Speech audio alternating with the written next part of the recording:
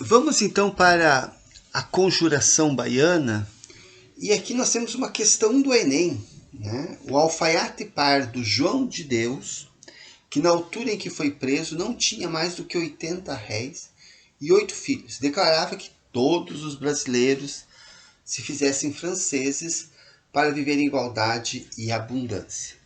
Então, aqui nós já percebemos uma influência da Revolução Francesa, né, nessa conjuração. O texto faz referência à conjuração baiana.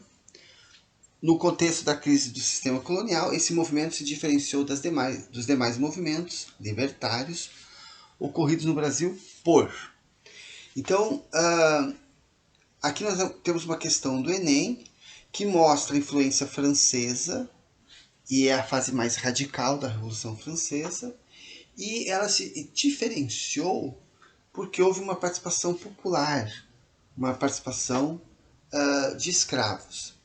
E a questão correta seria a letra E, defender um governo democrático que garantisse a participação política das camadas populares, influenciado então pelos ideais, né, mais radicais da Revolução Francesa. Então vamos falar um pouquinho dessa conjuração baiana, que não virou feriado, né? Então ela aconteceu em 1798. O que estava acontecendo, né? A transferência da capital do Brasil, né, em 1763, de Salvador para o Rio de Janeiro, agravou então a crise econômica, social na Bahia. Então, Salvador era a capital do Brasil, querendo ou não, atraía, né, toda uma atenção, mas agora com a transferência para o Rio de Janeiro, né, e agora nós estamos no ciclo do ouro, né, apesar também já estar em decadência, mas o centro do Brasil agora é o Rio de Janeiro e não mais Salvador. Então, a Salvador havia muita pobreza, muita crise econômica. Aqui uma imagem, né, do famoso elevador, a cidade alta, a cidade baixa em Salvador. Então, em meio à insatisfação da população baiana, a loja maçônica Cavaleiros da Luz, né, seria a primeira do Brasil, ou uma das primeiras, vão divulgar ideias iluministas. Então, aquela elite, né, que foi para a Europa, que voltou, que fazia parte dessa loja maçônica, né, vai divulgar as ideias iluministas e as ideias da Revolução Francesa.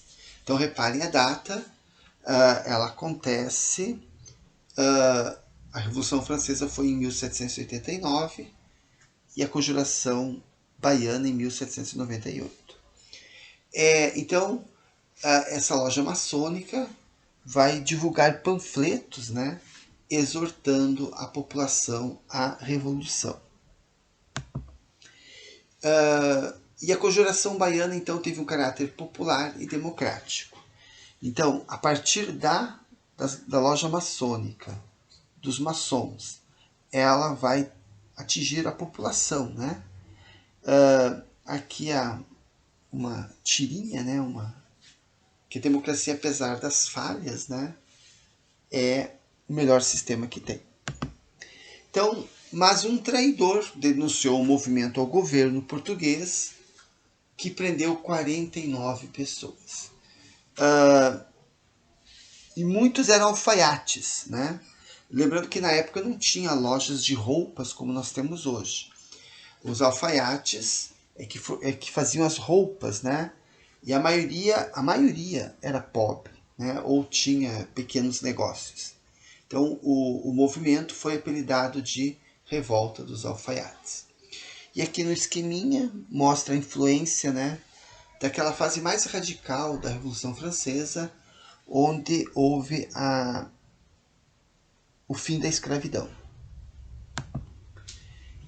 Nenhum membro da loja maçônica foi preso, né? Então, de lá partiu o movimento, as ideias de liberdade, igualdade, mas no fim ninguém foi condenado da loja maçônica. E os condenados à morte eram pobres e mulatos, né? Então, escolheram alguns líderes ali, né, pobres e mulatos, para servir de exemplo, né?